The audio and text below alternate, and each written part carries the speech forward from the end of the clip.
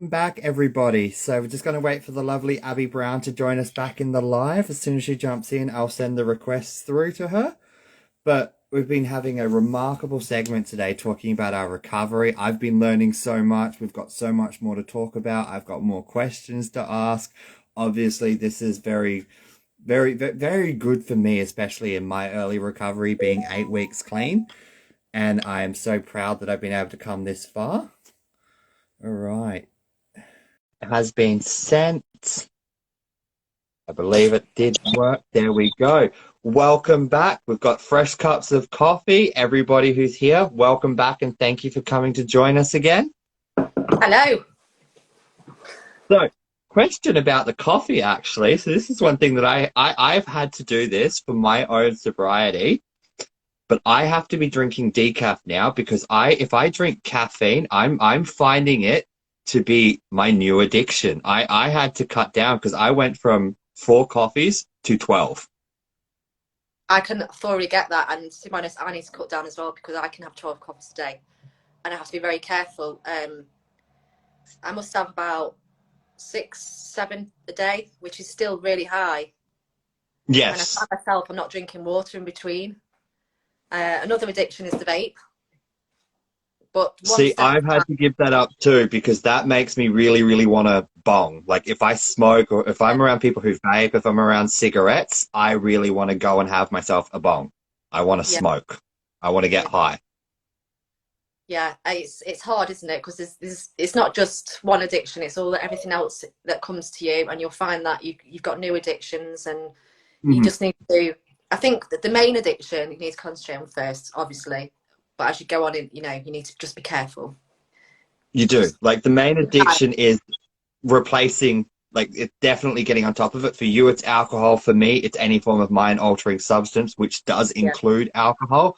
I'm a person that just wants to mentally escape. So for me, mentally escaping and having some form of substance is just easy. And then now that I haven't got them, I'm finding, my God, the amount of candy that I'm eating at the moment, the amount of yeah, lollies. I want sugar. yeah. It's hard. I think in the first year I must have put on a stone and a half, and it's gradually coming off now because of the sugar, and I wanted to eat for comfort. Yeah, But like I said before, if you're filling them voids, you fill them in gradually, and you're always doing something because it's natural kind of thing. Oh, hello, this is my absolutely. daughter. Just walked in. That's all right. These couch talks are all real life. Hi, how are you? It's a That pineapple. is an absolutely adorable pineapple. It is a pineapple, isn't it? Yeah, it's a new toy. Yeah, a pineapple. Is Right, that keep like a that in. pillow pet? Now, pineapple's doing a video now. Say again. Is that like a pillow pet thing? Yeah, it's like the new in England. I don't know if you have them there, but they're dead squashy. And, oh, See, that for me is so good right now because tactile for my anxiety, like my agoraphobia and all of that sort of stuff, for me to have things like right now, have oh my God, dog. here's my other one. Oh, he's cute. Just baby him. Nice, Right, nice I'm to gonna have to see shut you the door again. because everyone's coming. One sec. Yeah, that's all right. Right, I'm on live. Okay. Bye. The joys of It's a being a family mother. day. Oh, the door just opened again. That's it.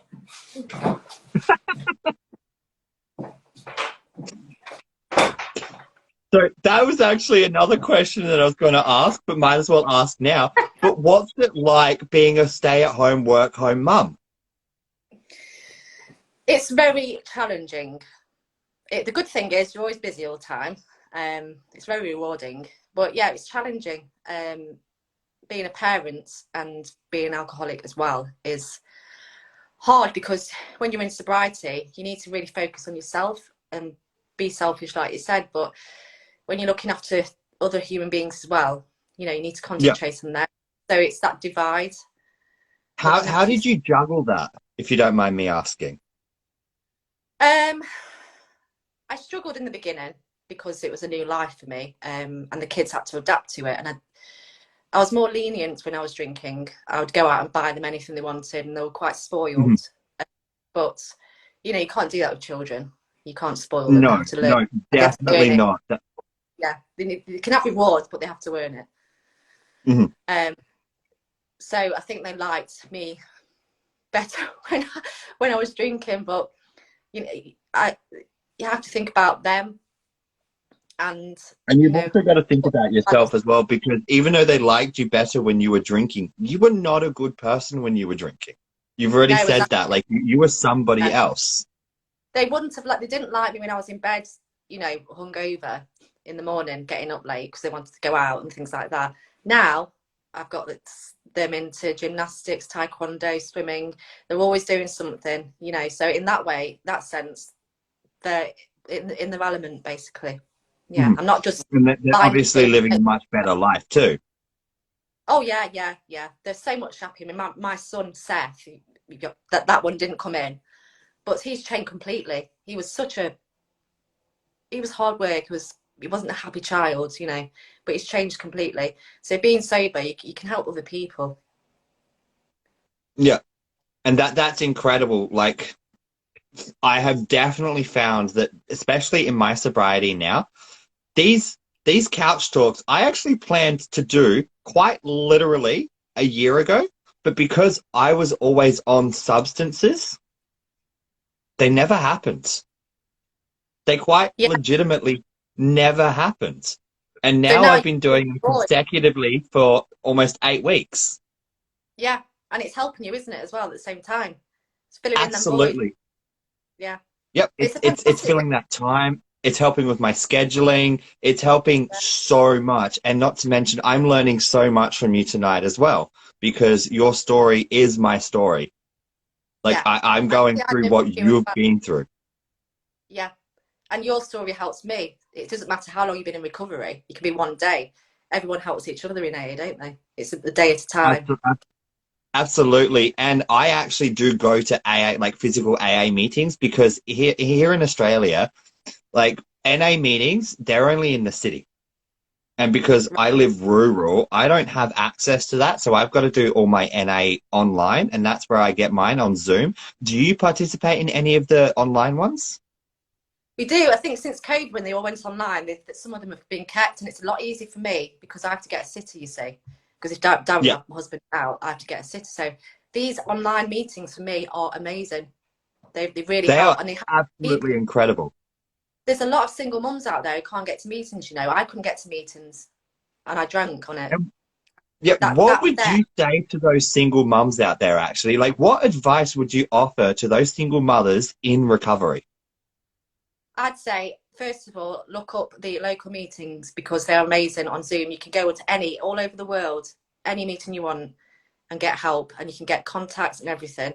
These meetings are absolutely amazing. You know, you don't have to walk, and it's less scary for some people. You don't have to walk into a room. You know, even though I prefer face-to-face meetings, you get the energy of the rooms. The Mm. Zoom meetings are really, really handy, and they should have happened a long time ago, I think. I completely agree, because somebody with severe agoraphobia, like, I can't go anywhere without my dog. And in face-to-face meetings, like, it's great. I'm allowed to bring him, which really, really helps me.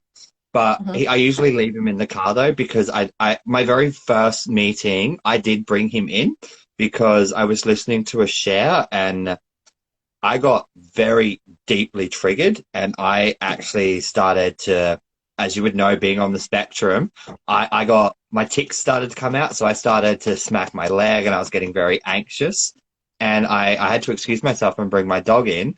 And that's the great thing about a physical AA meeting, is those things are allowed. Yeah, And that's the benefit of a physical AA meeting. But the benefit for me of having the online ones is I don't have to be around so many people where I actually do get very, very, very uncomfortable. yeah, And you I got wouldn't know how I would actually cope in a large scale meeting, to be completely honest, because of my agoraphobia. Unless I went with somebody, I would probably greatly struggle. yeah, yeah, I get that. Yeah, I mean, you can choose, can't you? What you can go on what you feel that day, whether you can do it an online meeting or a face to face. Mhm. Which we've both, you know, everybody like me and you've got that choice because a lot Absolutely. of alcoholics, addicts are on the spectrum. You know, I mean, there's obviously They a are. lot of Yep, from what we were saying before in our previous segment, a lot of us do it because it helps fill that dopamine receptor. It helps give us that reward feeling that we need in order to be able to get our tasks done, or at least we Yeah, think we're getting our tasks done.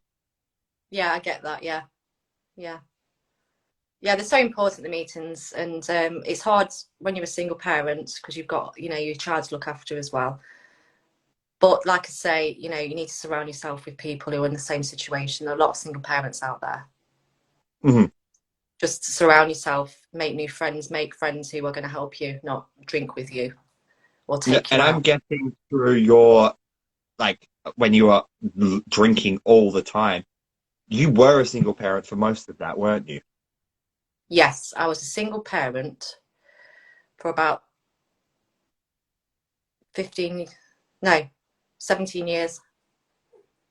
Yeah. So, yeah, so it was hard.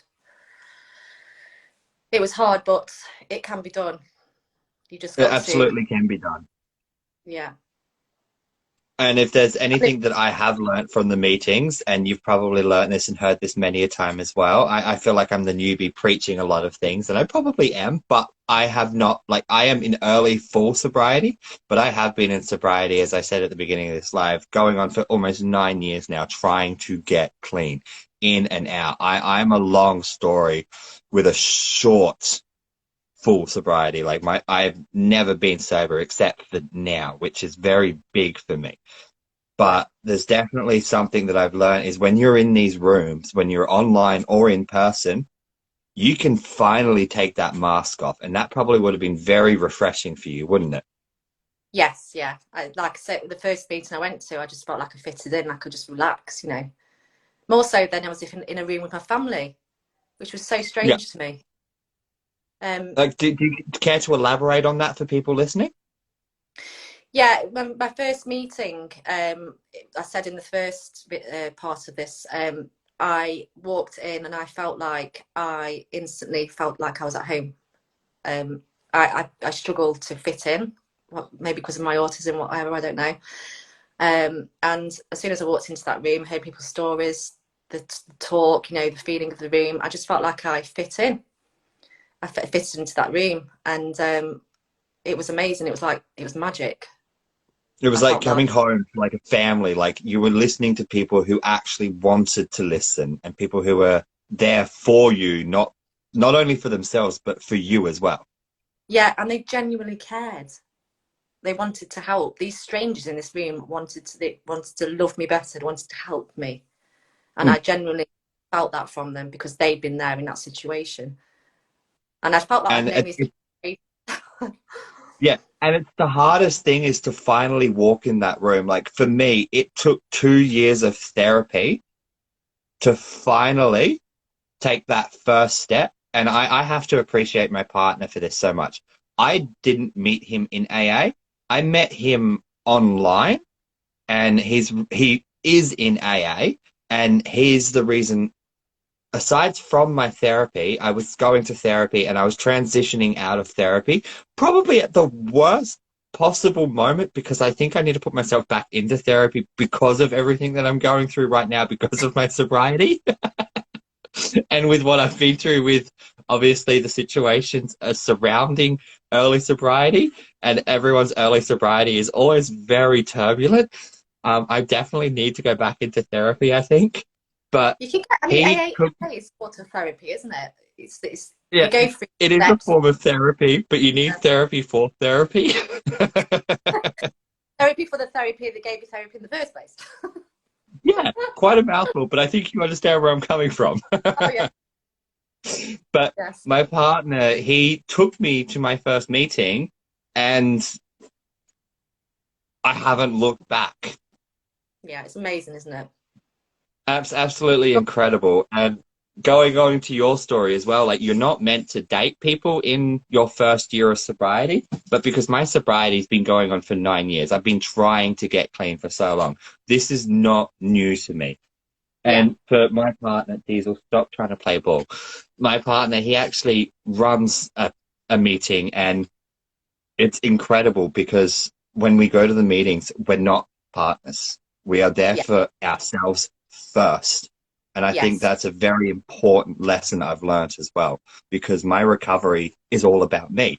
And speaking of my recovery, this is what I was mentioning before we ended the live, but I am actually, for the first time in, I'd say, almost 7 or 8 years, before when I was with my ex-husband, actually going out to do something for myself. And I'm going to be attending a camp, an AA camp. Wow. Yeah, we have them here. They're called conventions, but I've never heard of a Yeah. camp. Yeah. So so over here, we have conventions, and we also have camps or overnight stays and stuff like that. And there's a local one happening up in Loveday this coming weekend, and my partner's going to drop me off to it. That sounds And fantastic. I'm going to be going off grid for a night. Nothing new to me at all. I already live off grid. But I I'm going take to be going, yeah, and I'm going to be go camping with a whole bunch of recovering addicts. And this is my question for you. Have you ever been to a convention, and what should I be expecting? I haven't been to a convention, no. Um, there is one coming up, and I really want to go to it. The reason I haven't been to one is because I've got children, and I've got them when they're at school, but they're in. I have to do the school run, you see. So, if Yeah. you go to, you'll have to tell me how it went. I know Darren's been Oh, to loads. I absolutely will. Like, I actually got told by my partner and that the person running this session as well, children are welcome, pets are welcome, families are welcome. Oh, I didn't know children were welcome. Like, Wow. your family is welcome. Like, I could be wrong on saying children, but at the same time, like, they're welcome. Like, it's nothing off limits. Like, I know the camps, my partner has told me, because camps do happen here in Australia, that people do bring their families to them. Right. Okay. Yeah. And I could only assume that them bringing their families would mean they're bringing their children. Yeah. They do have meetings over here. They're called Al-Anon for the family members. Yeah, we have Al-Anon. Al-Anon over here as well. I just learnt about that last week. Yeah. Yeah. I mean, my family have never been to them, so I don't really know, a lot about it. But I've heard they do help family members because they suffer as well, don't they? They do. Like, the things that we put our friends and family through, Mm. I don't even want to think about it. I've done some absolutely horrendously horrible things to the people that I called my closest friends. And you've probably no doubt done the same. Yeah. I mean, I've broke my mum's heart, probably my sister's heart too, with worry. And I think they're starting to trust me again now. I think it's took a long time for that trust, and so it's not nice. It's not nice what they have to go through. No, it can Now, as take a mother, years for them to get that trust back. yeah, and as a mother now, with a teenage son. Well, he's not a teenage, he's 20 next month.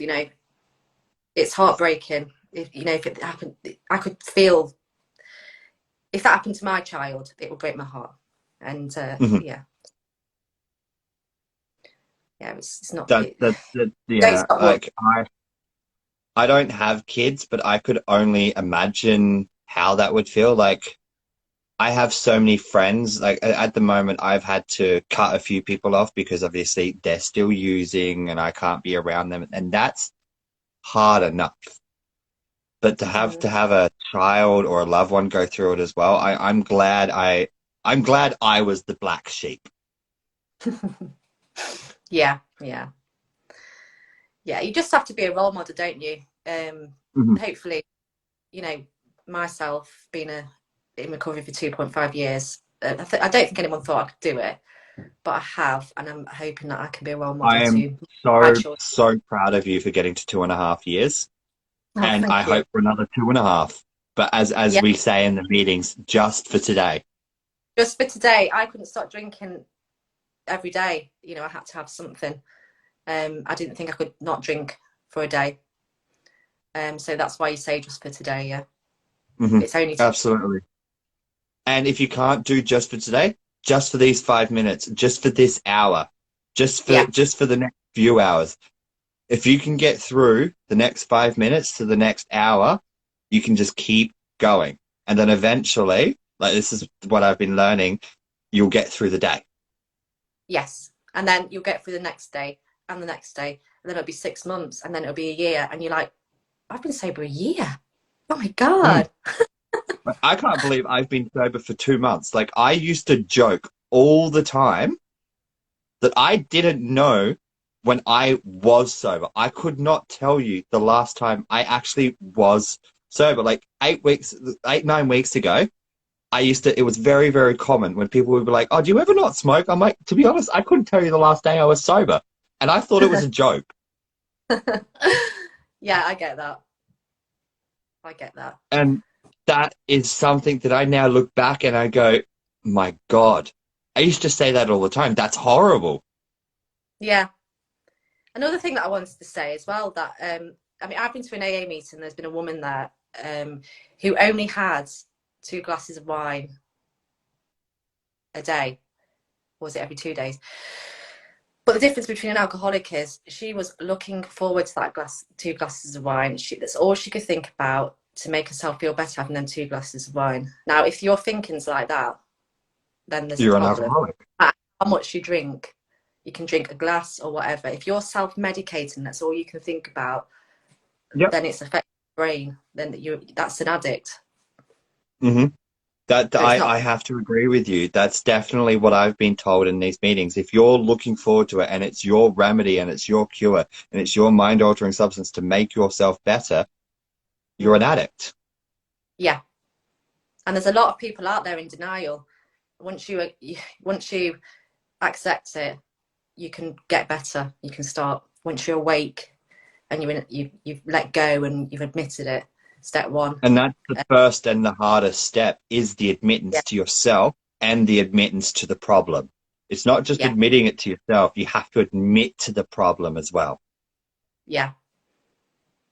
Yeah. Like actually going on to the steps, you've been in it a lot longer than I have. I couldn't tell all the steps off the top of my head, but what are the steps that you struggled with the most? Like there's 12 steps in the program. It's not an easy program, but it is. But where did you struggle and where did you find the greatest strengths in this program?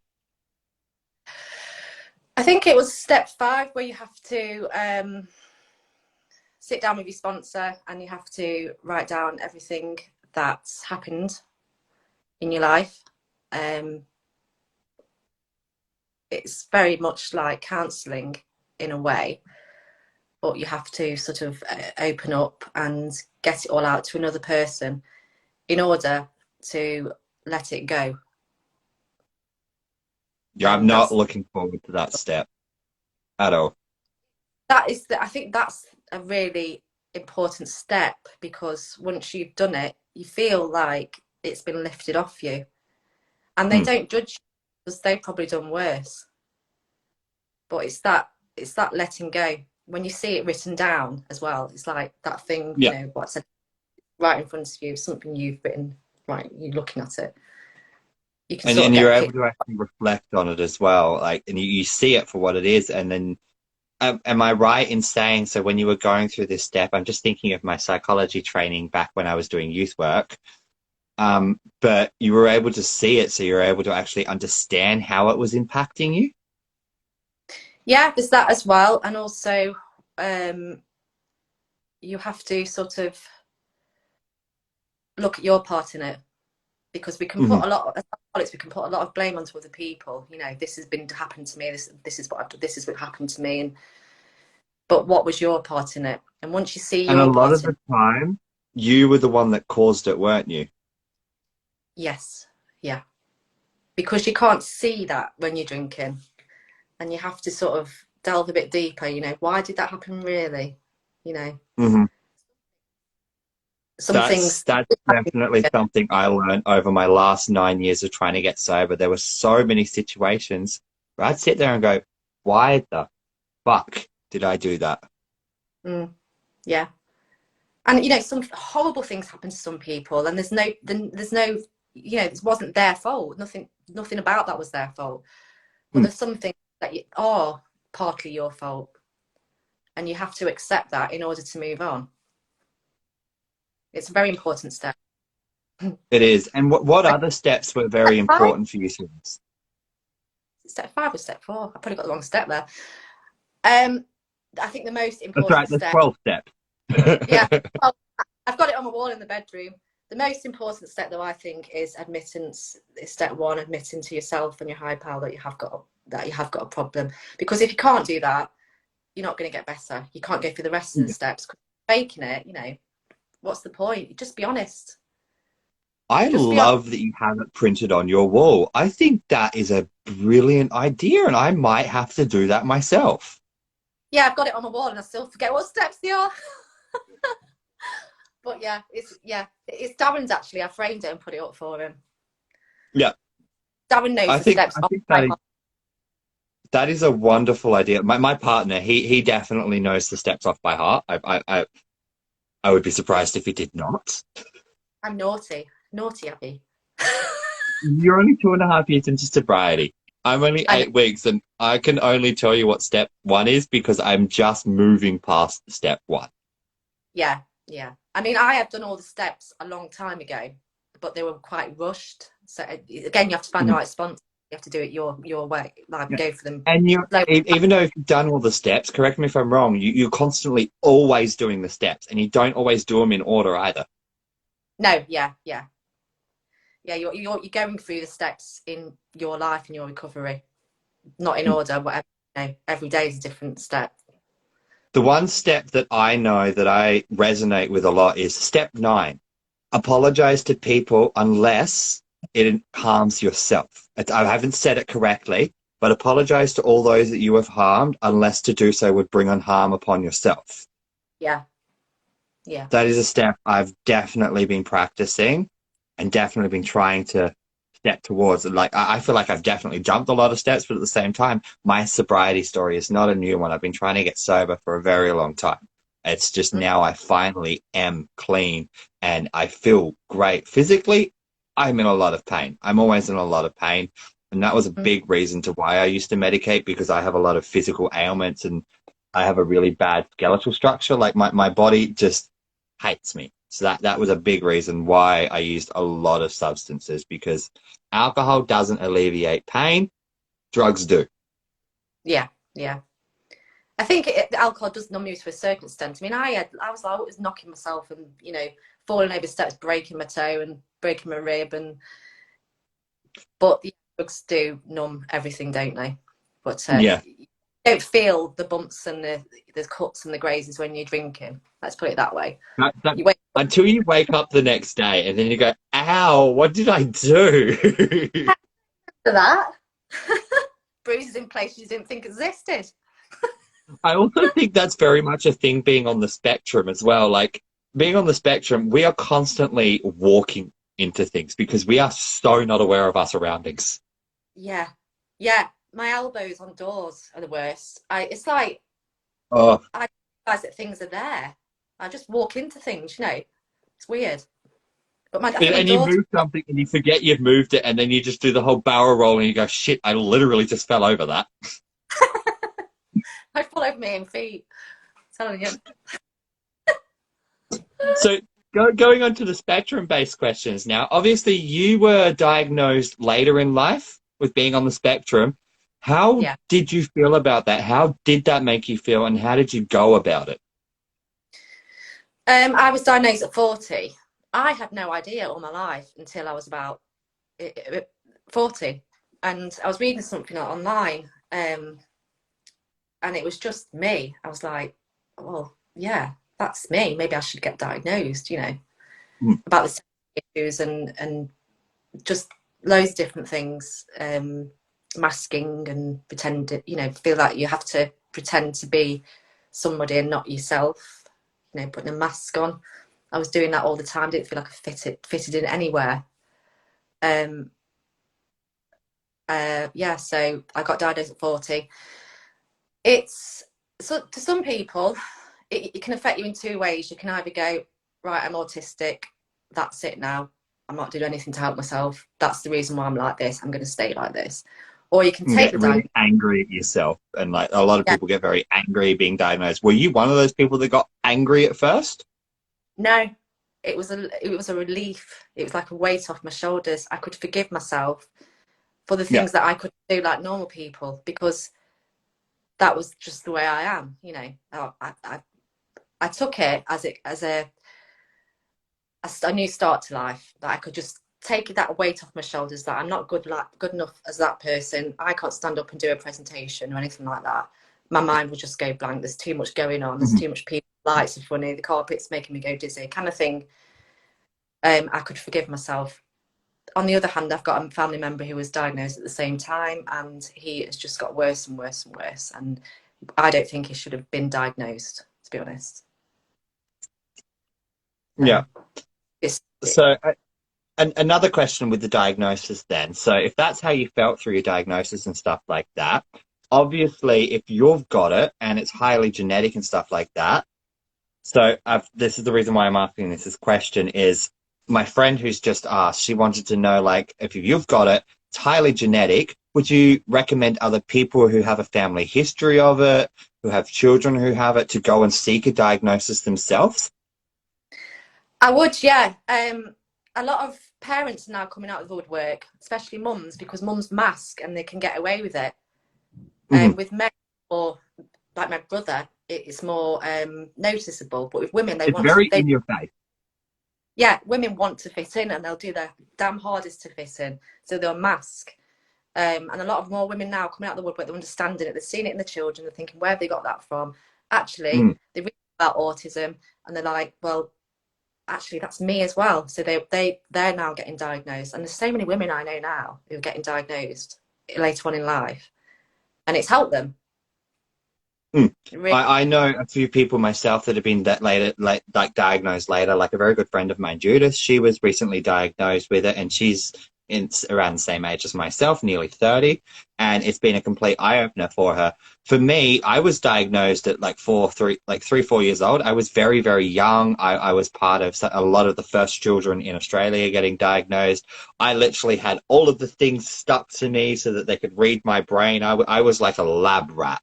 Wow. I was literally like a lab rat as a kid getting diagnosed for ADHD, because I was put on so many different forms of medication just to see which ones worked effectively. Turned out for me, Catapress was my go-to, but that only worked until I hit adolescence, and then they stopped working, so I had to then go on to dexamphetamine, and bump, bump, bump, there starts my amphetamine addiction.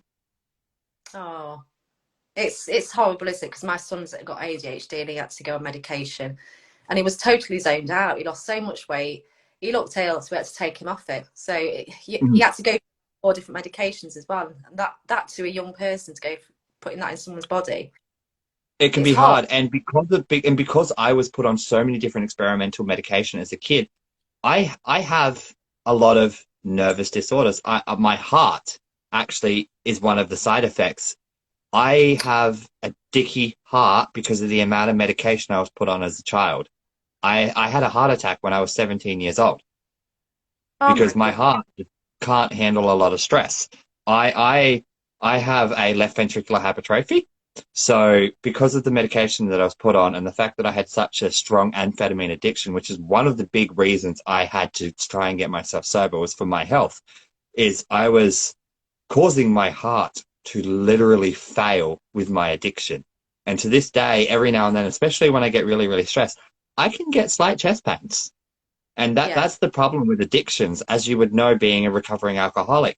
We will have health problems for the rest of our life now because of what we did to our body. Yeah, I mean, I've got nerve damage. My hands still shake. I was Yeah. at my little brother's wedding the other day, and I was sat right in a round table eating my food, and my hand was going like this. And I just accept it. That was my past, Luckily, I'm still alive, but I didn't have Exactly. liver damage, and my liver's fine now, but my liver count was very high. So it does affect you. That's the scary part about addictions. Like we are quite literally, the disease is killing us. We are literally killing ourselves with our addictions. Yeah. Have you heard about the frog in the boiling pot? No, I haven't. I'd love to hear this one. Right. Let me just think about this. So you put a frog in a pot of water, and you slowly boil it. slowly boil it till it gets boiling hot and the frog dies. But you put a frog in a pot of boiling water and it will die straight away. I forgot the bloody story. Hang on. This is a perfect example of being on the spectrum. We know the Yeah. beginning of we never tell the beginning or the end, but we always fill in the middle. Yeah. Basically, it's about addiction. Your body slowly gets used to it to the point that it gives up. Mm-hmm. But if you put that amount of alcohol in a person that doesn't drink, it will kill them straight away, wouldn't it? But if you drink, Absolutely. the amount we're drinking would kill a normal person. But our body gets used to it until it gives up. We're basically killing ourselves very slowly. Slow death. It's in a whole. Yeah, and that's something that I learned in NA. Like, alcohol is still a drug, and for me, I can't drink. I've had to, in the last 8 weeks, I've removed all of the alcohol in my house. I'm not a drinker, but I found coming up to about week 4, week 5, I wanted to drink. Yeah. I really wanted to drink. Yeah. So when my friends came out to the property, I literally gave it all to them and I said, take it away from me. Just take it away. Yeah. I mean, I was very close to, not close to drinking, but I was for the first time ever, I did an exhibition just around the corner, and I had to buy wine and orange juice for the guests. And I was pouring, I think it was me or my partner, but we're pouring the wine, and the wine was that close to us, the wine glass. And I was talking to somebody and he spilled some wine on the floor, and the smell, that was the closest I'd been to alcohol since. And it actually made me feel sick. The smell of it made me feel like I wanted to be sick, because I remember all them times I was sick on it, and walking down the aisle in the supermarkets, I can do that fine now.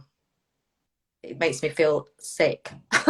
I want that feeling sometimes, but to actually physically put it down me, it doesn't appeal to me ever. I want to escape. And I'm so proud for you to say that. Like that is a remarkable step in your recovery. Absolute remarkable step in your recovery. Yeah, I never thought I'd get to that stage ever. It just shows that it's possible. It is. And all it starts is with taking that first step. Like, we're not here to preach NA or AA to anybody, but for us, it is helping. And for me, I hope it continues to help. And for you, I do hope it continues to help as well, because you've come a remarkable milestone. You're 2.5 years clean. I'm 8 weeks, finally completely clean in my life. And that is a big step for me. Like, I got clean of a lot of things. Like I've said, 9 years ago, I had a slip up 3 years ago, but that whole time I was still drinking and I was still using weed. So I was never really clean. Like, I was never sober, but I didn't drink much, but I definitely smoked easily. I'm not proud of this. 6 grams a day of weed. Like, I would smoke about, in Australia, that's like $60. I think for you, that's probably about 100, like, it's probably about £60. Like, it's a lot of money. I was smoking that every single day, to the point that I had to start growing it, which is illegal, to keep my addiction. I ended up starting to work for people, and I would literally work for free and get paid in drugs. And I'm not proud of that. That was where my problem laid. Like, I literally sacrificed myself for my drugs, to the point that I ran out of food, I ran out of fuel, I ran out of money. Yeah. Because all I wanted to do was get high. We put ourselves in dangerous situations. We really do. So now getting back off of this topic and going back to the autism. So obviously my friend asked if there's like people around you and you have a high family history of getting diagnosed. If someone had turned around to you when your children were diagnosed and said, would you like to be tested? What would your response have been? I think I would have gone, yeah, all right. Like, I honestly think that they should do that. I think they should, because, I mean, it wasn't until I got diagnosed that my son got diagnosed as well, my son Seth. And it's from learning more about it, I could tell that he was. But the funny thing was, he got diagnosed when he was about 6 months old. We noticed he was running around in circles and he loved spinny stuff and he was obsessed with the moon. And they said he wasn't. But we got diagnosed when he was 6, and he got diagnosed with it.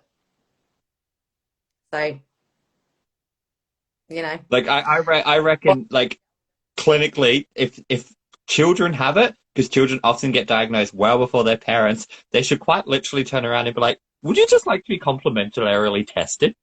Yeah, I think they should. Yeah, why not?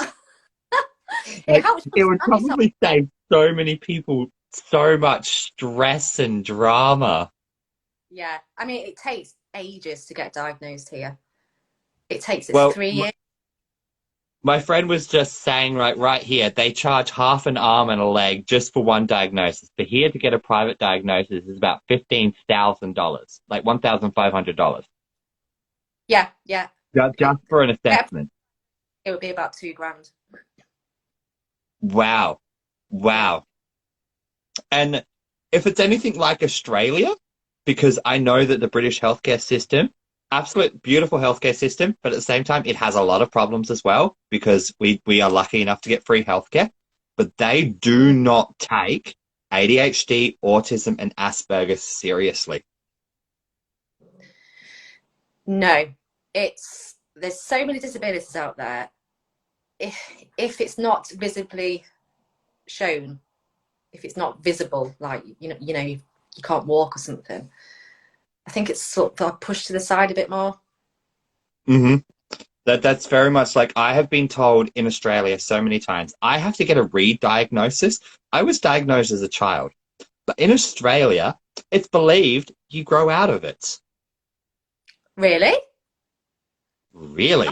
I have to now get re-diagnosed to be able to put on any form of medication to be able to treat my ADHD, even though there is paperwork stating that I was diagnosed as a child and that I had ADHD and I was seeing a clinical pediatrician and receiving ADHD medication.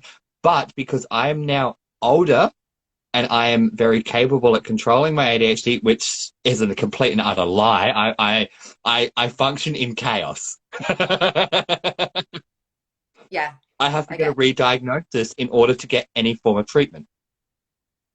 That's crazy because it's not treatable. I mean, it's not. You can get medication to help you, but it's not. You can't treat it. It's not going to go away. Yep. And there are a lot of people that I believe in the UK that were diagnosed young like myself that are also experiencing this exact same phenomenon. Yeah. Oh, right. Okay. I didn't know that. I didn't know that about the UK. Because we have a lot of the same health laws. I only know this because I used to work in the health department because as many of my followers know, I used to work in sexual health and I've done a lot of training around that. I did a lot of peer education programs and a lot of youth health programs and stuff like that. And I've even done drug rehabilitation and training and stuff like that, which blows my mind for somebody who had such a problem with drugs. I was such a functioning drug addict because, well, I was trained. I thought I knew better. I thought I could cope with it. And isn't that the lie we always tell ourselves? Yeah. Oh, I'll be all right in a couple of days, I'm not going to drink again. I'll be fine. I'll be fine. I only had this much today. I can still function. Yeah, I only had 1 glass of wine last night. I'm fine. And then it's what you can think about, isn't it? Mm-hmm. It's that thinking. Yeah. It's that thinking that really, really gets to us. So with that, I think I'm actually starting to run out of questions, except for a few that I've got left. But running your own business, obviously I asked about being a single mum and working at home, but running your own business as an artist in that, how does that help you, like benefit you? And is it easy? As an artist myself, I know it's not, but what's your verdict and view on this? For me, it's a business, yeah, but it's also what I do, what I enjoy doing. So it's not really like work. My husband helps out with the business side of it. So he's very good at that sort. So I'm really lucky. And he's also a photographer. So he does the photography side of it. And he's got his own business now as a photographer, starting up. That would be really good for both of you. Yeah, so I'm really lucky, and the kids are well behaved. You know, my eldest son doesn't live here anymore; he lives somewhere else. So um, it's more like something I enjoy than a business. I love getting commissions. I love doing what I do. People seem to like it, buy it. It's So is just, that where and the old saying is, work to live, not live to work? yeah, I work. I don't work every day. I don't paint every day. I think it's good for an artist to have a break in between. Because if you're painting every day, you just think you're doing it as labour. So I like a couple of days to get the oomph back in, you know, the energy Mhm. again. I think Um, that's where I very much struggle as an artist myself, because I want to do something every day, but then I just get like, today, I've done nothing because I had no motivation or anything like that. But at the same time, I've got a few $1,000s worth of products. So I'm actually kind of sitting all right. So I don't have to worry too much. But there's that part of my brain that goes, but you need to keep working. How do you get past that? Because my brain goes, I need to work. I need to make more things. Because if I sell it, I got nothing left. yeah, I think it's like anything. You've got to space things out. If you're working all the time and you feel like you have to, but you don't want to, you're not going to enjoy it. I think you have to go with the Mhm. flow of life. Just go with the flow. Go with your feelings, especially in the first year. Like I said, don't stress yourself out too much over things. I'm It all definitely trying not to. it will all even But, out. Really will, hmm. because my husband told me I'm after. very lucky though. Like in my first year, where I live, I own my property. It's family property. My overheads for the entire year for me to live here and do what I need to do is only $1,000. Wow. That's it. That's my Yeah. land rates. So Yeah. that covers my water, that covers everything. And then all I have to do on top of that is make money to eat and make money to put fuel in my car. I don't have Mhm. very large overheads, so I don't get why I stress like this so much. I think more so the question was for other people in our position who aren't as lucky as us, in a way of putting it. Like, I don't want to sound like we're better off than most people, because we're not, because we're still struggling. Like, life is a struggle. We've all got debts to pay, we've all got bills to pay, but there's Mm. just that constant stress of having to make things. Like, how do you get past that stress? I think in the first year, I was obviously doing it and enjoying it, and then more people wanted the work and everything. Um, you have to pace it out. You can't just keep on working over and over again. You've got to enjoy it. And the thing is, if it does go quiet for a bit, something always turns up. Somebody always wants a painting from you. It's really weird. I say to Dan, oh, it's gone a bit quiet. You know, there's not many prints sold this week. I'm a bit worried. And then the next day, a painting will be sold on the internet, on the website. It's like someone That, there is looking out. You know, the higher power that we keep talking about. yeah. It never goes quiet. The business. It's expanding every year. It gets better and bigger every year. And what I So earn from the business, I put back in. exactly. And speaking of expanding, like, what are your future plans for your business? Like, I'm going to leave the last question on that one. But what are your future plans, goals, and ambitions for you, your business, and your life? It's a big question. At the moment, as my confidence is growing, I'm now trying to get into some galleries. I've got a couple interested to get my work out there through galleries, so it's being exposed more to the public. And I really want to eventually, when I start earning enough, I'm nearly there, open my own studio. I want a bigger space than this and rent a studio and have it as a gallery as well, somewhere where Actually, yeah, there's. your studio looks a bit smaller than mine, but then again, I am building mine. Well, it's about that big. I'll give you Yeah, a tour. it's like a bedroom almost. It's very small. Yeah, this used to be my son's bedroom. We turned it into a studio. It's like a room at the side of the house. So it's got all my paints and everything. And I've got my crystals. I've got my moldivites and everything there. Oh, So, gotta love them. Let me guess, Rebecca helped you with them, with a lot of them. that was actually my son's girlfriend who got me most of them, but my sister's got me some. Yeah, and I've got moldivite from one of my sister's friends. I love Yeah, the moldivite. I've got two of them. I love it. I would love to have the motorbike, but it is so expensive. It is. Well, this one here. Hang on. You can see it. Oh, wow, that's quite a large piece of moldavite. Yeah, I've got 2 of them. One upstairs. That was 75 quid, I think. I was about to say 75 quid, that'd be about $120 Australian. Like, so expensive because moldavite is a beautiful piece of asteroid. Yeah, I always feel privileged to touch it. Absolutely. So going on with the galleries and that, so to just elaborate on your question just that little bit more because we got distracted. Like you want to open your own gallery and that. So what is the plans and like what would be the name for it? Like obviously you've got big plans. Yeah. The gallery, obviously more later on in life. I think at the moment just getting a studio and more space, and I want it to be more expressive. This is not my house, it's my mum's husband's house. So I don't feel like I can be, splashing around and doing massive paintings and, Mm-hmm. So I want a bigger place with a space to exhibit my work to the public. Yeah, That would be absolutely incredible. Well, with that, thank you so much for sharing space with me. It's been absolutely incredible to share your story, get to know you better, hear about your recovery, and learn from your recovery yourself because I've learned so much just from listening to your stories tonight.